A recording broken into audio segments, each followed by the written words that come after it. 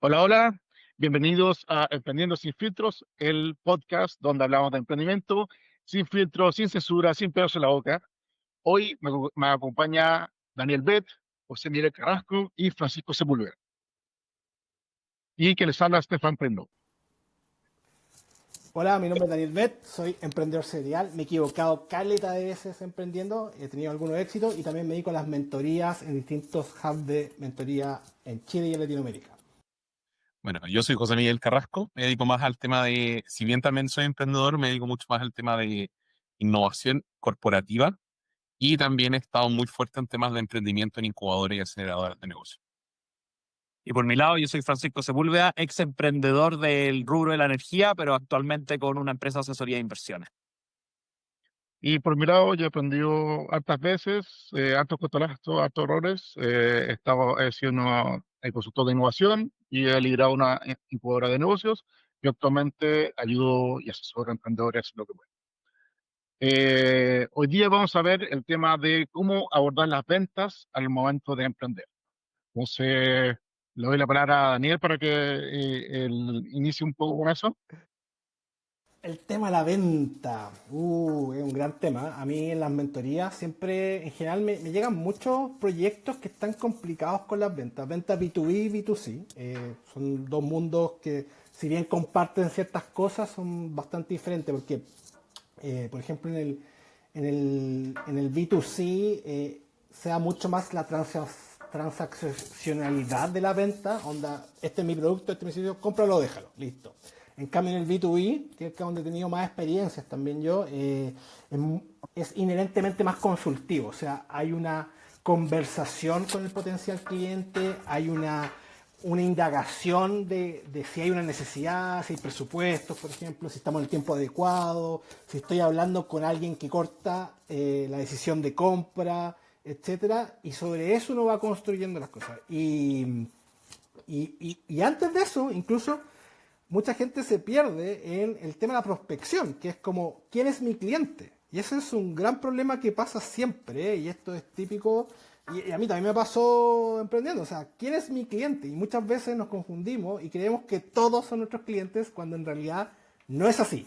Es un clásico de que nos pasa y que muchas veces perdemos energía en tratar de venderle a alguien que va a ser un mal cliente o que al final nos deja ahí tirado y se pierde todo ese esfuerzo y tiempo. Mm. Sí, Para dale. mí, dale JM, yo después aporto. Dale. Oye, es que pasa mucho que no es que uno quiera venderle a todos, sino que en ese miedo que tenías a equivocarte, decís, bueno, no es que a ese tipo también le sirve mi producto y a ese otro también. Y empiezan a acomodarse el espacio de mi producto, de eventualmente le puede servir a toda la gente y va más por un tema de no saber caracterizar bien quién es tu cliente, como decías tú, y quemarse con eso. Onda, el proceso de aprender quién es mi cliente no es un tema intuitivo que podáis hacer desde la oficina, sino es un proceso que ves por los clientes mismos. Y eso implica ir a hablar con gente, conocer, plantear las preguntas y ir seleccionando y dándote cuenta que a veces te equivocas. Y en general te equivocas mucho al principio porque tienes ciertos supuestos sobre quién es el cliente tipo que tienes que validar. Y eso solo se puede hacer en terreno. Mm.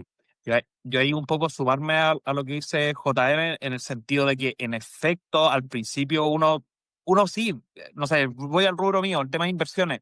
Todo el mundo debería ahorrar e invertir, pero eso no significa que todo el mundo sea mi cliente, ya sobre todo en un rubro, ustedes vienen más del área más de innovación, lo mío es bastante más tradicional, pero uno cuando piensa en inversiones, lo típico es la banca privada, los grandes empresarios, pero uno de repente puede encontrar nichos donde, oye, tal vez este tipo de persona, donde uno puede caracterizarlo, no está siendo abordado. Y ahí también, de repente, el hecho de decir, oye, esto le sirve a todas las personas, pero exploremos, porque de repente en ese todos te vas dando cuenta que tu producto le puede hacer más sentido a uno que a otro.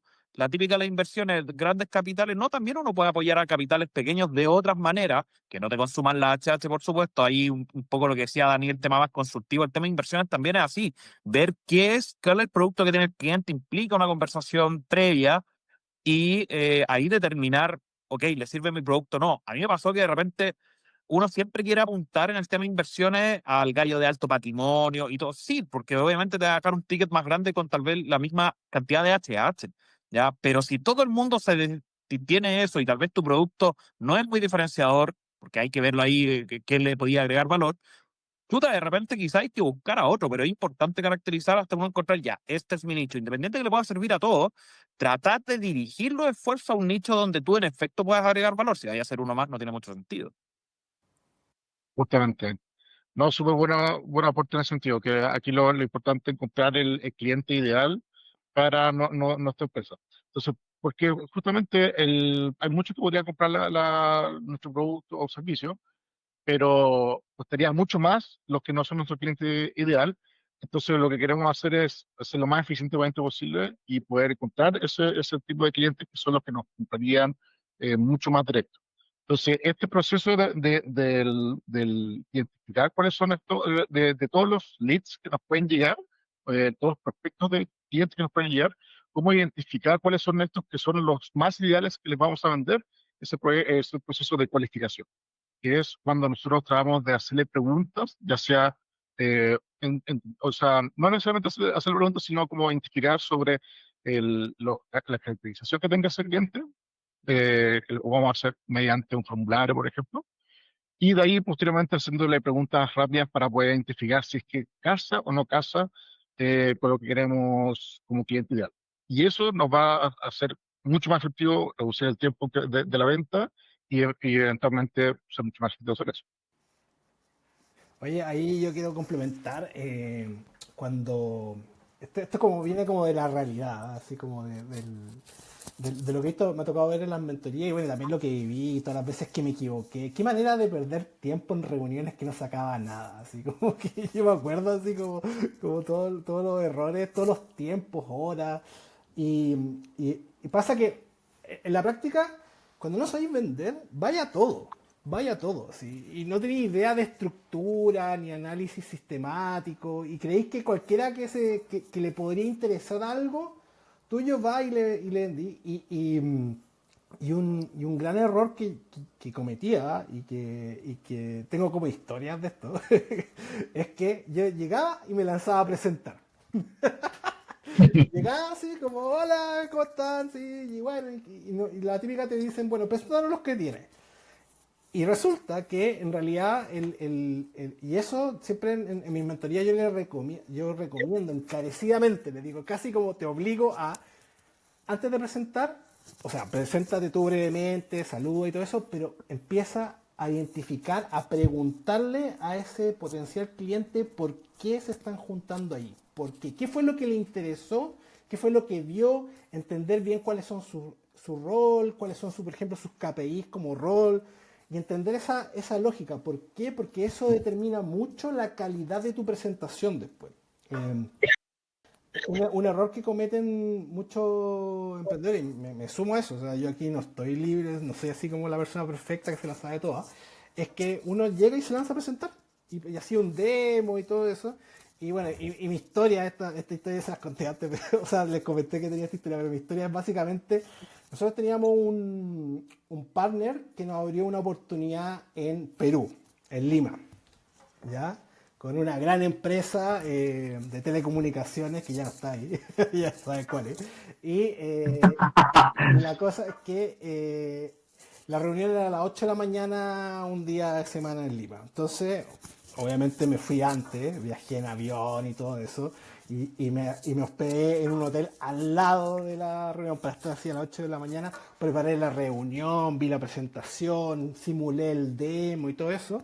Y la cosa es que voy a la reunión, saludo obviamente, me siento y empiezo a presentar, y a los 15 minutos el gerente toma su celular y empieza. Y yo así, No. y era yo, el gerente y nuestro partner ahí en Lima.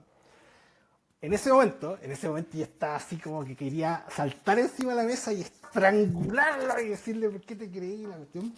Y bueno, obviamente mantuve la compostura, agradecí al final y después estaba indignadísimo. Y la cosa es que de ahí con los años, o sea, al principio yo estaba indignado, encontré una falta de respeto, que igual es de cierta forma una falta de respeto, pero lo que yo encontré, después me di cuenta en esto de entender más cómo debería ser la dinámica de una reunión de venta, es que yo cometí el gravísimo error de no preguntarle nada, de no entender la necesidad de lo que estaba buscando ese gerente.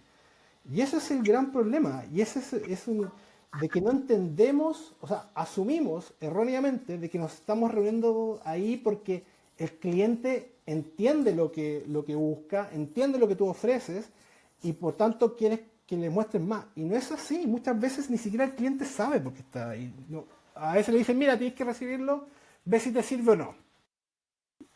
Y ese tipo de conversación es la que yo recomiendo siempre tener al principio. Rompe el hielo haciendo que el cliente hable. Porque a los clientes les gusta hablar, a todo el mundo le gusta hablar.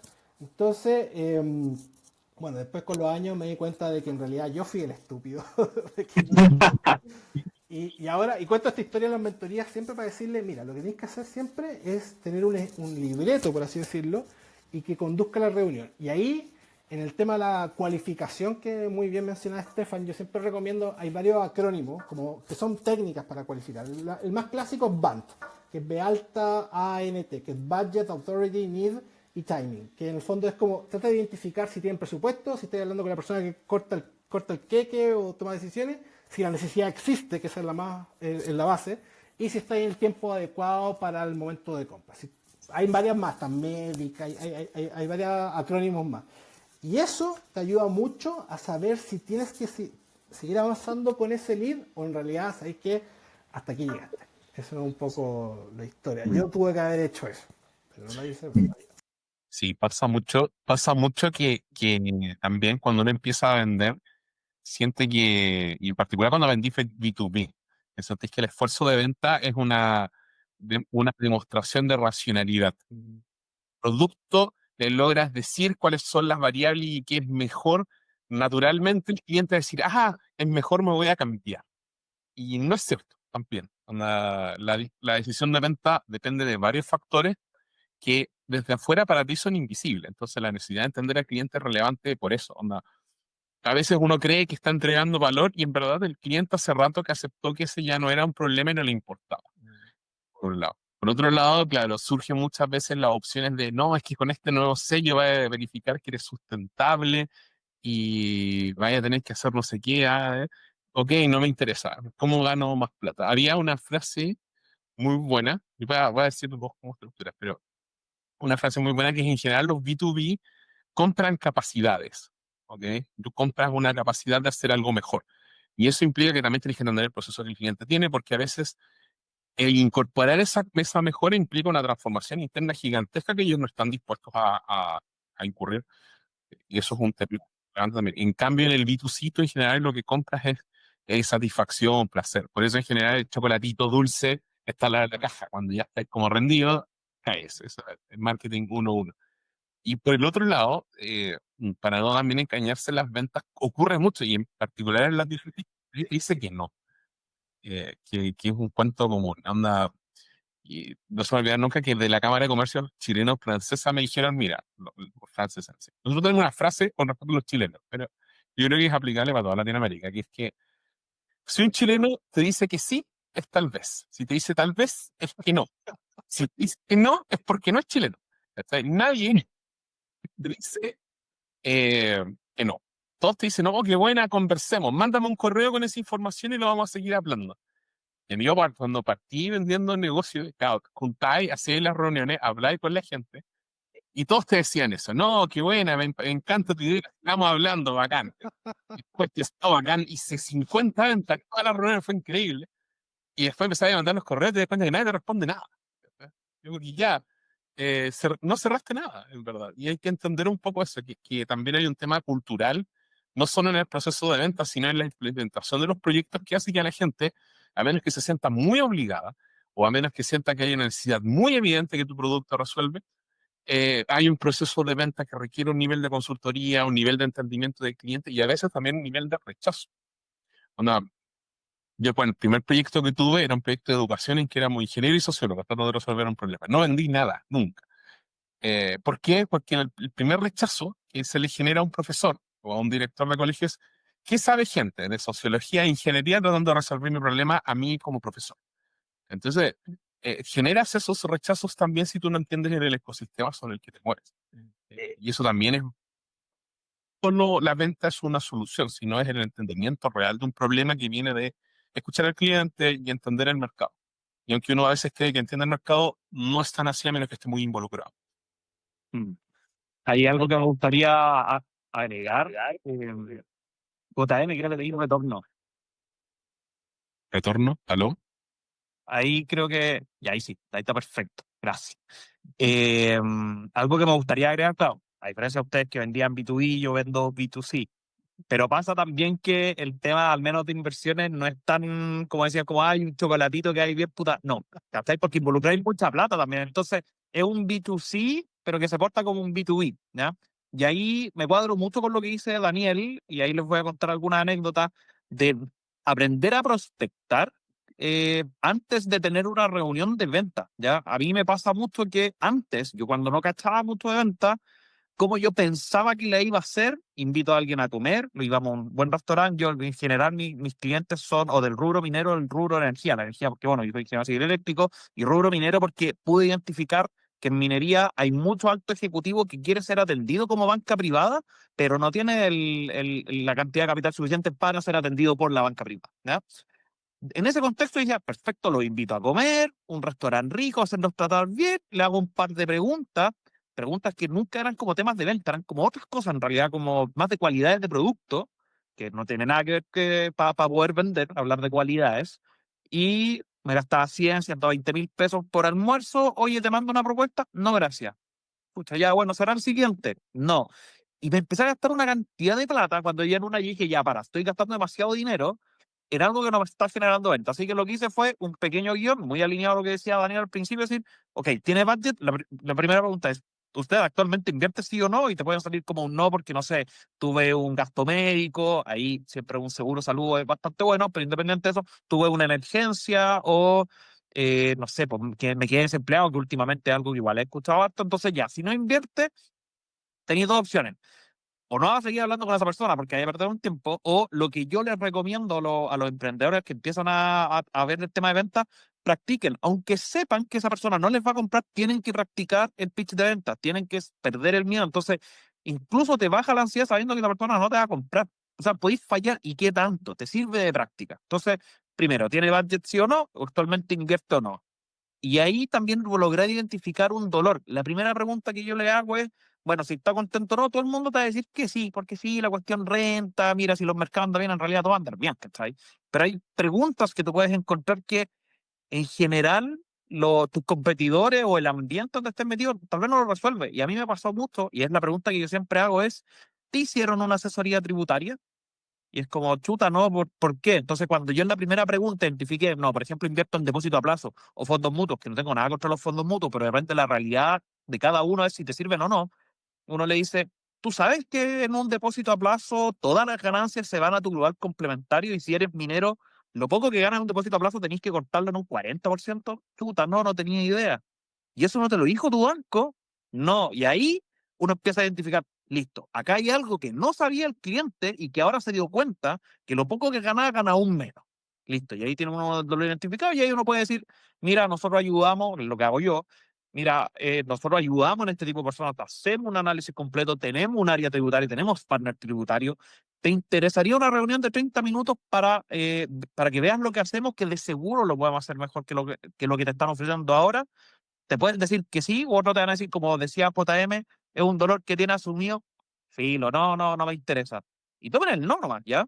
Pero apenas les salga una oportunidad, si incluso siguen, ok, ¿tiene inversiones? No, no tengo inversiones. Sigue igual con el resto, porque igual es una conversación que vas a iterar tantas veces que es bueno practicarla igual, incluso aunque sepas al principio que no va a vender. Después ya cuando tienes toda una máquina y todo el discurso ya más o menos se sabe, uno podrá decidir ahí ya, bueno, entonces no le voy a quitar tiempo, no voy a perder tiempo yo. Pero al principio practiquen, salgan mucho, salgan a vender, que les digan que no importa, un poco lo que había dicho en el capítulo anterior, salgan, que les digan que no, da lo mismo, practiquen, practiquen, practiquen, de repente va a haber un sí, y digan, ya, perfecto, ¿qué fue lo que caló en ese sí? Y si eso se empieza a repetir, Listo, ahí tenía un dolor súper identificado y podéis centrar tu producto ahí. Buenísimo. Sí, justamente esto a la gente al principio, típico cuando uno está haciendo la universidad y le dice como que uno piensa que la venta es hablar y engrupir para poder convencer al cliente de que compre. Y de ahí uno se empieza a dar cuenta que en la práctica es al revés. El 90% del tiempo tiene que hablar el cliente y el 10% hablar uno. Porque lo importante es lo que el cliente tenga que decir sobre eso, su situación, sobre lo que está haciendo, sus problemas, etcétera. Entonces, hay una buena metodología que es para abordar esto, que se llama el método SPIN, súper común, sale en altas partes, tiene sus falencias, pero igual es bueno para acordarse, que es una sigla que es situación, problema, implicancia y necesidad. Entonces, uno cuando parte en estas reuniones, obviamente hay que dejar el PPT de lado, no hay que abrir esa opción, hay que empezar a preguntarle la situación al cliente. Entonces, ¿qué nos trajo esta reunión? En qué están actualmente en su negocio, etcétera, como para marcar el contexto. Después uno pasa a los problemas que está teniendo actualmente este cliente. ¿Cuáles son los problemas de la operación? ¿Cuáles son sus dificultades, obstáculos, etcétera? Y una vez que ya el cliente ya habla un poco sobre las cosas que le están pasando, los problemas, etcétera, uno empieza a ver la implicación. Entonces empieza a preguntar, entonces cuando tú tienes este problema, ¿en cuánto te demora arreglarlo o cuánto dinero implica resolver este problema? Y ahí el mismo cliente empieza a hilar ese chuta, sí, es harto el tema del problema que estoy teniendo, ¿no? Y de ahí uno va a la necesidad o cómo nuestro producto puede resolver esa necesidad. Entonces uno llega así, entonces tú lo que necesitas es resolver esto porque tienes problema. Y esto se relaciona con justamente lo que mi producto hace. Y ahí uno hace la conexión entre todo lo que habló el cliente a lo que nosotros estamos ofreciendo. Y es una forma mucho más efectiva de llegar a la venta porque es el mismo cliente el que va hilando todo este círculo escucha, esta es mi situación, este problema, esta necesidad, y uno llega y puede lograr la venta. No sé si hay Quiero, otra anécdota. quiero sumar algo, pero esto más que experiencia mía lo aprendí, no sé si fue en un podcast o algo y puede hacer sentido. El tema también de acompañar a tu potencial cliente en el viaje de lo que tú quieres ayudarlo a resolver. Lo vi, me parece que fue en un podcast de Better Plan, que al entrevistador le decían el ejemplo de el, el tema del detergente. Ya cuando uno decía, ya, perfecto, la gente que hacía detergente muchos años atrás se preguntaban, ok, ¿cómo podemos vender nuestro producto? Bla, bla, bla. No, que vamos a hacer una entrevista y preguntar a muchas personas, ya, ¿qué es lo más importante? Que la ropa que salga limpia, blanquita, las telas, ya, perfecto. Y ya, ellos tenían el mejor producto para eso, pero aún así no vendían, fue como raro. Y hasta que alguien preguntó así como, ¿yo sabes qué? Vamos a acompañar al cliente a ver cómo lava ropa. ¿Ya? Entonces iban a las casitas con un experimento, qué sé yo. Usted lave la ropa como siempre lo hace, ya, todo el cuestión. Pero cuando sacaban la ropa de la lavadora, lo que se dieron cuenta es que tomaban las prendas y las olían. Y ahí se dieron cuenta que no era el color, era el olor de la ropa. A pesar de que el cliente juraba y te había dicho color, el color, el color, pero lo primero que hacían era oler la ropa. Y dijeron, y ahí empezaron a hacer los detergentes con olor. Y Ese justamente se fue, dieron cuenta que era la primera reacción. Y ahí dijeron, acá está donde podemos enganchar. claro, ese fue la campaña de Homo, que de hecho tengo algún recuerdo de eso, y Unilever hizo esa investigación, y de esa investigación surgió esta idea del ensuciarse hace bien, que Ya. desarrolló. Porque Bueno, hasta ahí, de hecho es súper Homo, sí, hasta ahí, siempre cuando había una publicidad de un detergente, la publicidad era la ropa blanca, inmaculada, todo bonito. Y después de que salió esa investigación de la que hiciste mención tú, y que se descubrió que en verdad la gente olía, eh, cambiaron el concepto y salían los niños jugando, ensuciándose, ¿cachai? Porque al final pasa un poco eso, lo que planteas tú. La gente lava y se da cuenta del olor. Y eso también cambió y abrió un mercado. que son todos estos detergentes basura que venden ahora, que son agua con color y olor, y casi nada de detergente. Y ahora eso también un poco va de la mano con otra cosa que quería agregar, que es que al final hay que notar mucho que hay diferencia entre el mercado B2C y el B2B. Y en el caso del B2C, lo que suele pasar es que la gente confía en el producto, porque el costo de comprarlo es bajo. Ok, me compro un chocolate, vuelvo a los chocolates. Total, vale lucas. Si es malo, no compro nunca más. En cambio, cuando tú te haces una compra en el B2B, lo que ocurre, y en particular cuando los productos o no tienen reputación, es que tú no compras el producto. Lo que tú compras o por lo que tú pagas es la confianza que tienes sobre la persona que te vendió el producto. Entonces, si yo vendo una consultoría, no es porque la consultoría o la propuesta de la consultoría haya sido tan buena, sino porque como no pueden basarse en la reputación que tiene la consultoría, se basan en la reputación que tienen sobre mí.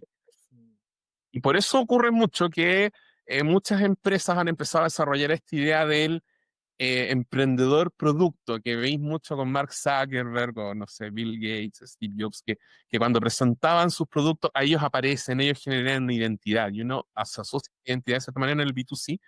Y en el B2B, esta idea de que, bueno, hay más podcasts, hay más presentaciones de posteos de los dueños hablando, porque el esfuerzo es generar confianza. Al final uno en este tipo de empresas compra la confianza. Y la confianza viene en dos líneas. Onda, compro el producto y que el producto compra lo que me dice. Y segundo, si el producto no compra lo que me dice, yo tengo a alguien a quien culpar.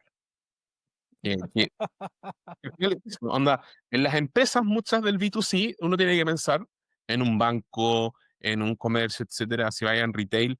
Tú no tomas, el dueño no se junta contigo a comprar tu producto. Son muy contados casos donde eso pasa. Se junta un gerente o un jefe de área. Y ese gerente, jefe de área, tiene incertidumbre. Y si toma una decisión y tu producto era malo, el que pierde los bonos o el que pierde su objetivo es él. Entonces él necesita la confianza de decir, mira, estoy comprando esto porque tengo confianza en él, A, B, C o D o E motivos, que me permiten decir que este producto, aunque no existe tanta evidencia, hay evidencia suficiente para decir que va a cumplir algo de lo que promete. O sea, la confianza en Ahí yo quiero complementar. Bueno, hay salido varios temas que están re interesantes. Por ejemplo, el Déjame decir una frase a partir de lo que dijo el José Miguel. A nadie, hay una frase súper común en esto que dice, a nadie lo han echado por contratar a Microsoft, IBM, etc. IBM. ¿Sabéis cuál es el origen de esa frase? Yo vi un documental. Alguien que contrató IBM, pues, weón. Es con Compaq. No sé si se acuerdan de los computadores Compaq. Compaq Ujú. Computers. Sí. En los 80 ellos surgieron y IBM estaba tan desesperado porque estos tipos estaban creciendo de forma exponencial que crearon un comercial con esa frase maldita, porque yo que vendía tecnología, yo odiaba esa cuestión, entonces porque tenéis como al proveedor clásico, al que se instaló en el año cero de la empresa, y como que es imposible sacarlo. Y bueno, después tú puedes, hay metodología, o sea, está el tema de la propuesta de valor, está todo, pero esa frase viene de ese momento, cuando IBM estaba tan desesperado porque Compaq se estaba comiendo todos sus clientes que inventaron esa frase. Entonces con eso hicieron como un lock-in al tema de la confianza. Oye, han salido varias cosas. Ahí José Miguel que contaba el tema del no según la cultura latina. Uy, he tenido experiencia en México. y bueno, No, ahí es peor. Quizás después nos vean unos mexicanos, no podéis ahora que no tenemos público mexicano, cuando tengamos no voy a poder hacerlo. pasa, y yo siempre digo, mira, yo he tenido la oportunidad de vender a colombianos, a argentinos, a chilenos, a peruanos y a mexicanos, y a salvadoreños también. Y mexicano me ha costado N sacarle el no, onda, no, dime que no. Y ahí yo me inventé una técnica, y también estuve leyendo un poco, que es poner las opciones sobre la mesa. Onda, ya, mira, dime, mira, yo no tengo ningún problema porque son negocios que me digáis que no. Y si quieres dime que es pésimo producto, no. Entonces como que en el fondo tú le haces ver que tú ya estás preparado para recibir ese no. Entonces ahí como que entran un poco más en confianza, volvemos al tema de las confianzas y dicen, no, gracias, vimos otra opción, teníamos... Perfecto. Pero igual el tema de la prospección, perdón, no el tema de la cualificación, el tema de la calificación es súper importante porque justamente te da señales un poco para dónde va la cosa. Otro tema también que es interesante tiene que ver con las objeciones. Las objeciones a tu propuesta. Ese es un clásico también. ¿Por qué no quieren comprarte? ¿Cuáles son las aprehensiones que tienen? Y ahí yo siempre he recomendado como que también metodológicamente construyan libretos, por así decirlo, con objeciones. O sea, como que ya te cuestionan el precio, te cuestionan la garantía, te cuestionan la forma de pago, te cuestionan esto, y tener la respuesta preparada. ¿Cachai? Y después, y esto es lo también en el caso del B2B, la recomendación es como con tu equipo de ventas ensayen esas objeciones, ensayen todo el proceso de venta, onda, desde que simulen casos, onda, ya, el cliente aceptó la reunión, ok, ¿cómo partir la reunión? Ya, el cliente te dice esto. ¿Qué pasa cuando el cliente te dice que no le gusta el precio y que quiere un descuento? ¿Cómo lo manejáis? ¿Cachai? Y bueno, y también hay un flag ahí si, es un clásico, o sea, si te cuestionan el precio y te piden descuento, es porque el cliente o no tiene presupuesto o no vio el valor que genera tu producto, tu servicio y por tanto quiere reducirlo. Entonces están como esos tipos de cosas. Mm. Y frente a eso, va a cerrar. Si al cliente le interesa tu producto, siempre hay una siguiente reunión.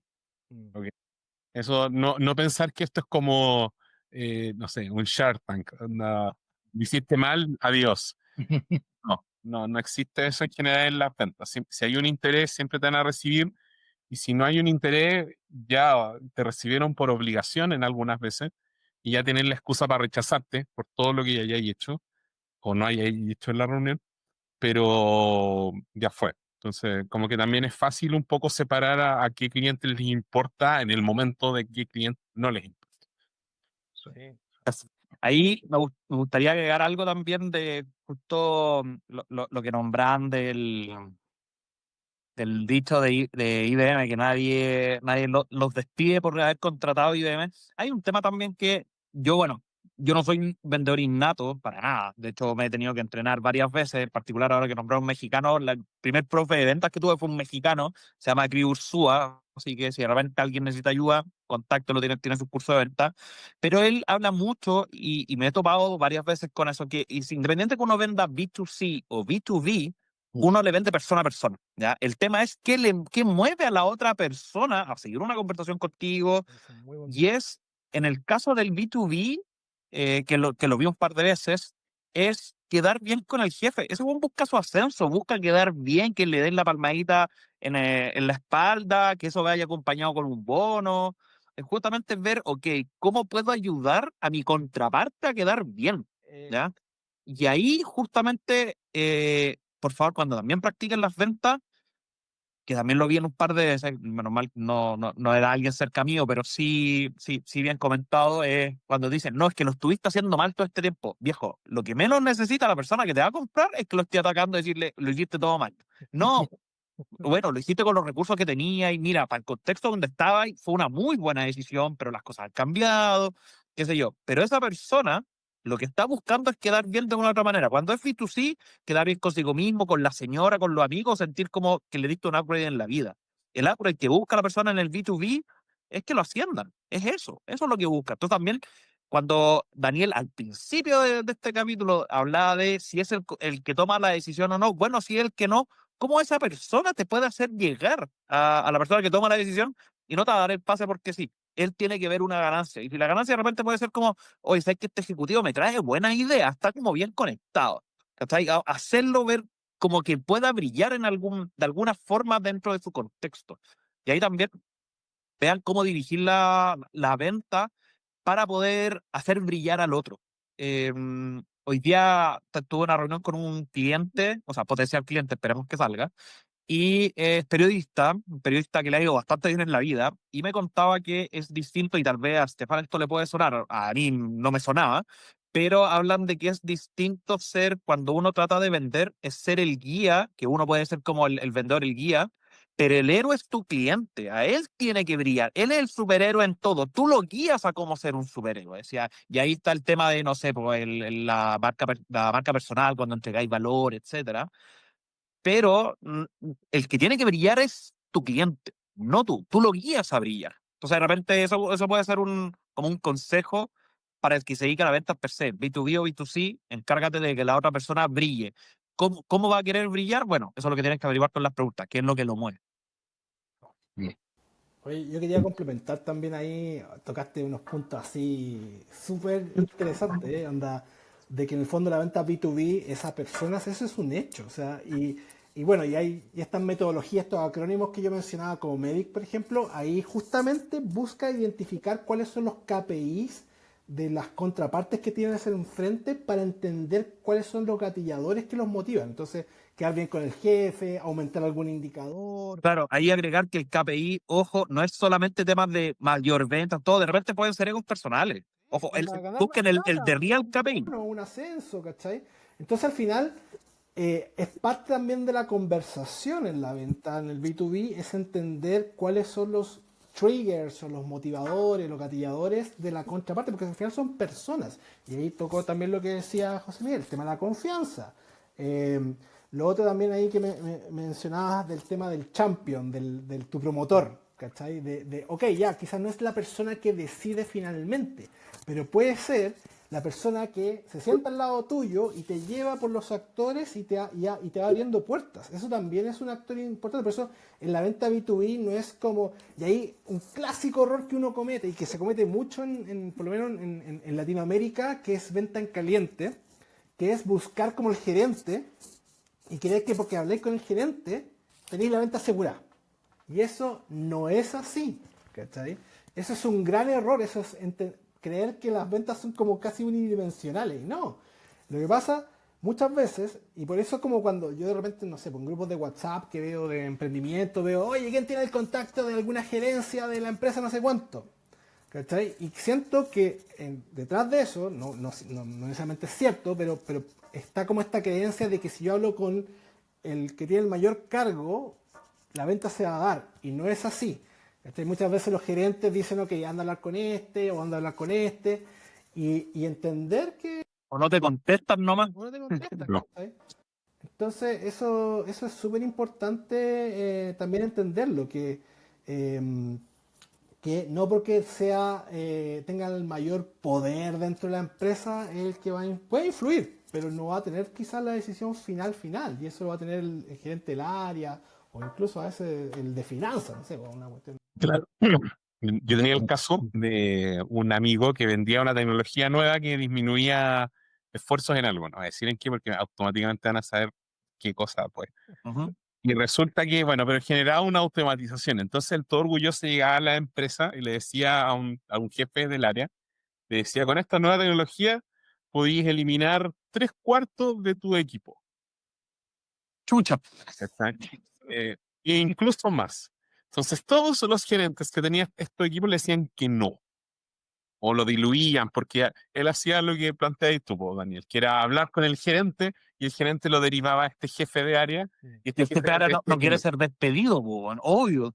porque claro, con lo que tú hacís, de repente con tanto orgullo le decís, mira, te vas a quedar con 1/4 de tu gente, básicamente le vas a decir, vas a perder categoría, vas a dejar de ser jefe probablemente, o tu área se va a fusionar con otra área, y por lo tanto tú vas a estar de más. Eso le estáis queriendo decir sin querer decirlo. Y segundo, bueno, hay un cambio tecnológico y probablemente con esta nueva tecnología que tú tampoco entendís, vaya a quedar fuera.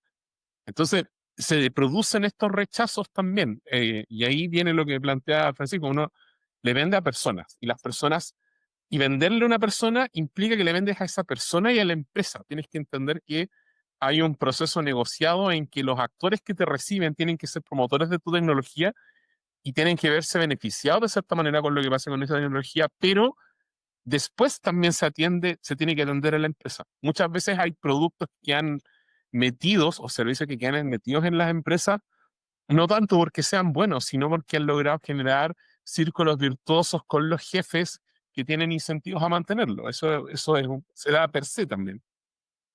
Bueno, y Muy por bien. lo mismo también agregar cuando si ustedes tienen un negocio, un emprendimiento B2B, de todos los que están viendo, puedes entender que paciencia, no lo van a hacer en la primera reunión, ni en la segunda, ni en la tercera, ni con el primer cliente, sobre todo B2B.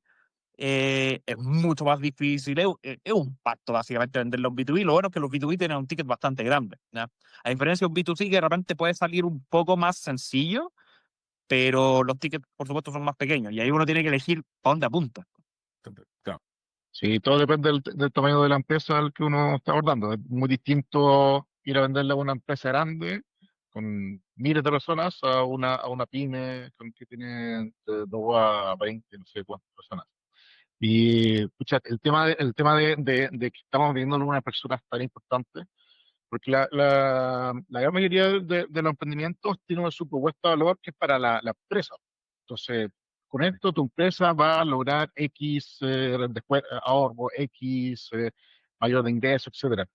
Pero cuando uno llega a hablar con una persona y es como la persona es como que ya, y eso ya a mí qué, ¿qué me importa eso? Sí, a mí no me interesa es mantener mi empleo, que vaya con mi jefe, lograr los KPI de mi área, porque si es que tú llegas ahí con un producto que hace aumentar los ingresos, por ejemplo, de la empresa, a un tipo de operaciones, al jefe de operaciones, como que a mí lo que me importa es que la operación esté funcionando bien. ¿Por qué me interesa ese, el mayor ingreso? Anda a hablar con alguien más. Entonces, entender con quién uno llega a hablar y cómo uno tiene que ir modificando el discurso de lo que va hablando. Recordemos que eso se hace al final de la conversación. Es clave para mejorar eso. Y por eso es súper riesgoso llegar a la primera con la gente general, porque cuando uno está partiendo, uno no sabe exactamente quiénes son las áreas o los roles de la empresa que son los que más le impactan el producto. Entonces, si que yo no sé eso, esos que son los que más le impactan y los que más se benefician por eso, son dentro de nuestros champions. Son los que eventualmente dicen, como esto hace mucho mejor mi pega, mucho mejor en mi área, entonces lo necesito. Y ellos son los que eventualmente le van a vender al cliente final. Si no, el cliente general no va a entender mucho. Puede ser, conversémoslo más adelante y te va a patear a 2 meses más. Clásico. Recordemos que se pasa o no te contestan más, pero recordemos que también uno es víctima de sus palabras, ¿ah? No solamente hay que saber qué decir, a veces cuando uno habla también está dejando en evidencia que no sabe y ahí rompe las confianzas. En algunos casos me acuerdo que vi unos pitch para retail y el evaluador era un gallo, un dueño de retail, no gerente, dueño. Ya. Grande, Llegan y cototo. empiezan a hablar y lo que te pasa en el retail es que tienes estas cosas, no sé qué, muy bien, buena presentación. ¿Está? Y el primer comentario que se manda este gallo dice, bueno, como si esta gente supiera lo que en verdad pasa en retail. ¿Sí? Con esa frase, listo, dejó claro que o que estaba equivocado o que no le interesaba, o ambas. Entonces, rompes confianza. Hay que ser muy cuidadoso con lo que uno dice y en particular, si no tienes tan clara la evidencia, ser tan certero o ser tan tan mordaz en tus comentarios, ¿ya? Como las cosas tal vez son como tú crees, pero tal vez no, o tal vez hay un montón de cosas atrás que no se ven que justifican una acción. Entonces, claro, no eres poseedor de la verdad cuando hablas con tu cliente porque tu cliente sabe más que tú de su negocio. Ese es un gran consejo también. Y bueno, y tiene que ver con las preguntas. O sea, cuando tú estás haciendo las preguntas, tú en el fondo estás aprendiendo de tu cliente y entendiéndolo y empatizando de cierta forma. Y ahí lo que decía Francisco, o sea, que tu cliente tiene que ser el héroe, esa es como, yo creo que una de las cosas que digo en las mentorías es como, mira, si tú vas a vender, o sea, con el ánimo de generar plata y revolcarte en una piscina de dinero, no vas a vender nada. Pero si tú vas con el ánimo y con el mindset de como, ok, quiero entender cuál es tu necesidad, tu dolor y ver cómo mi solución, mi producto te puede ayudar y te puede generar y entregar valor, ahí es cuando empieza como el verdadero proceso de venta y es cuando empieza a enganchar. Y bueno, y otra cosa que también aprendí así por la vía, equivocándome horrendamente, es el tema de la prospección. Te lo mencionaba al principio, pero igual siempre es bueno recalcarlo, que lo mencioné un poco con el tema de la venta en caliente.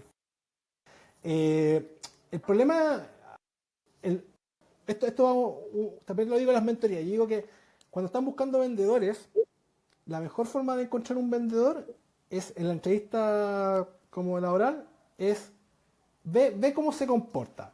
Y yo siempre les digo, le hago lo mismo, el mismo ejercicio que me hacen a mí para vender, se lo hago a los vendedores. Le digo, ya, cuéntame de ti.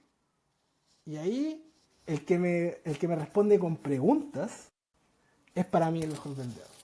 ¿Cachai? No el que me empieza a contar, sí, yo vendí en tal parte, tuve tales clientes. O sea, si me lo va contando en el camino, bacán. Pero si me empieza a preguntar, bueno, ¿y por qué estamos acá? O sea, ¿por qué abrieron este puesto? ¿Por qué están buscando vendedores? ¿Qué es lo que está pasando? ¿Cuál es la cuota? ¿Cuál es la meta? ¿Cachai? Y empieza a preguntarme eso para entender mi necesidad.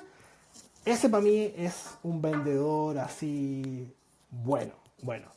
Y bueno, y el tema de la prospección que quería decir, o sea, una vez cuando estuvimos en Skydeck, allá en Berkeley, pero tuvimos que hacerlo remoto por la pandemia del 2020, me tocó un mentor, me tocó un mentor que era un mexicano, que en ese tiempo era el representante para Latinoamérica de Sugar CRM, que es como un CRM tipo HubSpot. Y él nos dijo una frase que a mí me dejó marcado así ya. Dijo que el 50% del éxito de una venta depende de una buena prospección. Eso quiere decir, básicamente, cacha quién es tu cliente, a quién le hace sentido y a quién no le hace sentido tu producto o servicio, y sobre eso anda construyendo, o sea, define tu perfil, o sea, cuál es el perfil del cliente que le va a hacer más sentido. Y ahí tiene mucho que ver con el cierre de las ventas, las objeciones, el que te piden bajarle hacer el descuento, es cuánto le duele a ese cliente, a ese potencial cliente, el problema que tú estás resolviendo. Y dependiendo también del rol que tiene dentro de la empresa es distinto. ¿Cachai? Y eso también es importante. Entonces, me ha pasado también en la mentoría que de repente dice, oye, pero tengo reuniones y no cierro nada. Y la pregunta es, ¿le está doliendo tanto el problema que tú estás resolviendo a ese actor en particular? ¿No hay otro que le pueda doler más? Y de repente revisan y dicen, uy, sí, tiene razón. Por ejemplo, a nosotros nos pasaba que íbamos a vender áreas de sistema. Y al área de sistema no le dolía esto. Ellos solamente veían que la cuestión cumplía con ciertos parámetros de seguridad, etcétera. Y al que le dolía era al dueño del contact center, al gerente del contact center. A ese le dolía. ¿Cachai? Y más todavía le dolía al que veía la operación. Entonces, al final, si íbamos a hablar con él, le hacía mucho más sentido que el de sistema. Entonces, ese es como un punto. Entonces, hay que entender muy bien quién es tu cliente como empresa, si en el B2B, quién es el buyer persona, que es el que toma las decisiones o parte del proceso de toma de decisiones, y también cuáles son sus dolores y sus intereses. Y ahí sobre eso vais construyendo. Mm. Y ahí también sumar un poco lo que mencionaban de esta persona que se juraba acá en retail que nombraba JM. La otra opción de que puedas saber en efecto cuál es el dolor del retail siguiendo ese ejemplo es que vengas del retail. Y también ahora sí tienes que validarlo, porque ¿qué pasa si tú venías de una empresa de retail pequeña y eran ustedes no los que tenían el dolor y tú juráis que no, este dolor lo debe tener todo el mundo? Y después te das cuenta que no, eran solo ustedes.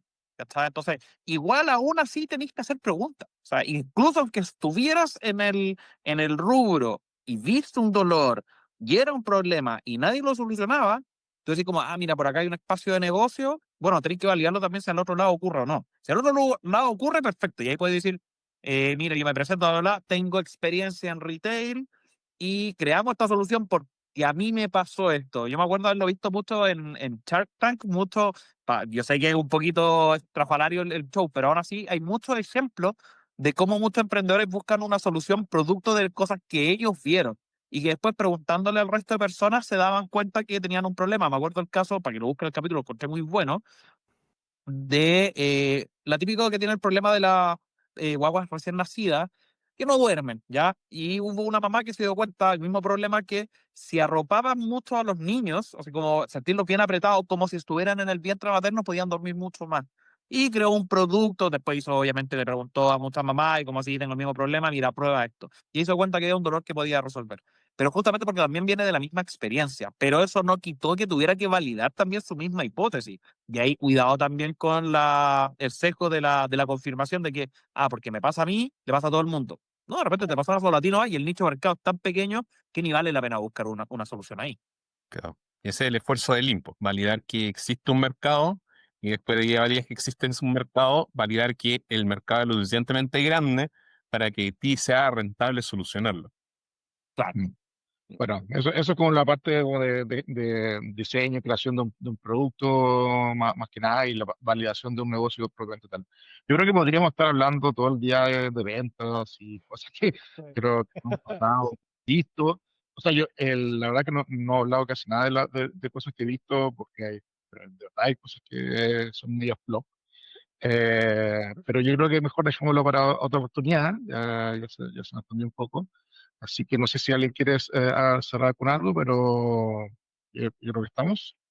Yo creo que lo único que me gustaría sumar que para las ventas es mucho ensayo. Pivoteen, no se tomen los no personales y van a estar un buen rato. Que de repente, la primera venta es la que más cuesta. Una vez que ocurre, vean qué cosas fallaban antes, qué cosas sí funcionaron ahora, y ahí empiezan a iterar sobre esos nuevos supuestos. Pero es acto de práctica, practicarnos. No, y reputación, pues. Si ya le vendiste a uno, al dos le podéis decir ya le vendí a uno. Si les cuesta vender en B2B, partan con B2C. Es mucho más sencillo, el riesgo es menor y ustedes pueden ir aprendiendo un poco el arte de la venta, diría yo. Estamos entonces. Chao. Listo. Ya, Ya, pues, que estén bien. Nos cuídense. vemos hasta la próxima. Cuídense, nos vemos hasta la próxima. Chao, chao.